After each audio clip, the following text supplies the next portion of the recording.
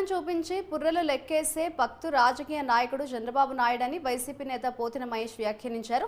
ముసలిపులి చంద్రబాబు నీడలో పవన్ కళ్యాణ్ అనే పారంకోడి బతకదని పేర్కొన్నారు. కామన్ మ్యాన్ ప్రొటెక్షన్ ఫోర్స్ ఏమైందని ప్రశ్నించారు. ఇంతవరకు దీనికి సంబంధించిన లేఖాపత్రం ఏమైనా రెండో వ్యక్తికి తెలుసా అని నిలదీశారు. సిపిఎఫ్ ని చంద్రబాబు నాయుడు ప్రొటెక్షన్ ఫోర్స్ గా పవన్ కళ్యాణ్ మార్చేశారని ఆరోపించారు.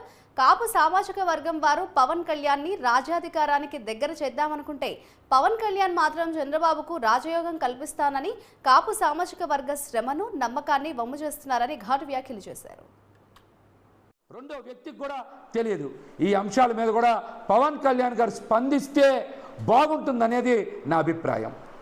పవన్ కళ్యాణ్ గారు సిపిఎఫ్ని అంటే కామన్ మ్యాన్ ప్రొటెక్షన్ ఫోర్స్ని ఈ రోజున చంద్రబాబు నాయుడు ప్రొటెక్షన్ ఫోర్స్గా మార్చివేశారు. తనకి తాను చంద్రబాబు నాయుడు గారికి అంకితం చేసుకోవడం, అలాగే తనని నమ్మిన వాళ్ళని, తనని నమ్మి వచ్చిన వాళ్ళని కూడా చంద్రబాబు నాయుడు గారికి తాకట్టు పెట్టిన మాట నిజం. జనసేనని పసుపు సేనగా మార్చేసినటువంటి వ్యక్తి పవన్ కళ్యాణ్ గారు. దీనికోసం ఆయన ఎన్ని కంకణాలు తీసుకున్నారో, ఎంత పుచ్చుకున్నారో సమాధానం చెప్పుకోవాల్సిన పరిస్థితి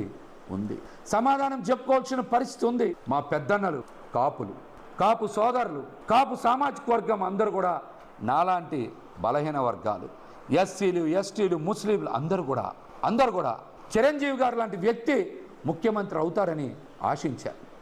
కానీ కొన్ని అనివార్య కారణాల వలన, కొన్ని అనుకోని పరిస్థితుల మధ్య ఆయన ప్రజారాజ్యం పార్టీని రాజకీయాల నుంచి నిష్క్రమించారు. రెండో వ్యక్తికి కూడా తెలియదు. ఈ అంశాల మీద కూడా